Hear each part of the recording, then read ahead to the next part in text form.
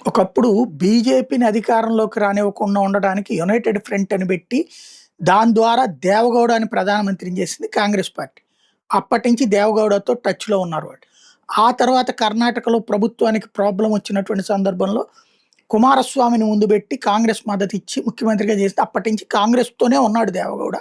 ఓ రకంగా యూపీఏలో భాగస్వామి కాదు. కానీ బయట నుంచి కాంగ్రెస్‌కి మద్దతిచ్చేటటువంటి సిట్యుయేషన్.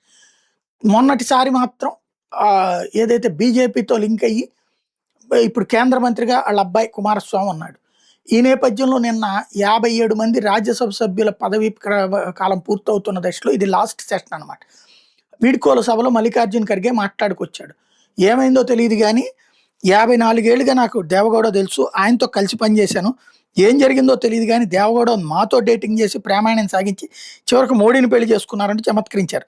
దీంతో సభలో మోడీతో సహా సభ్యులంతా నవ్వులు చిందిస్తే కాంగ్రెస్ పార్టీని బలవంతంగా పెళ్లి చేసుకోవాల్సి వచ్చింది. దేవగౌడ చురకలేశారు. ఆ బంధం సరిగ్గా సాగకపోవడంతో నచ్చక విడాకులు తీసుకున్నానని చెప్పారు. దేవగౌడ కాంగ్రెస్‌తో ప్రేమాయణం సాగించి మోడీని పెళ్లి చేసుకున్నారన్నటువంటి వ్యాఖ్యలకి ఆయన కౌంటర్ అదనమాట.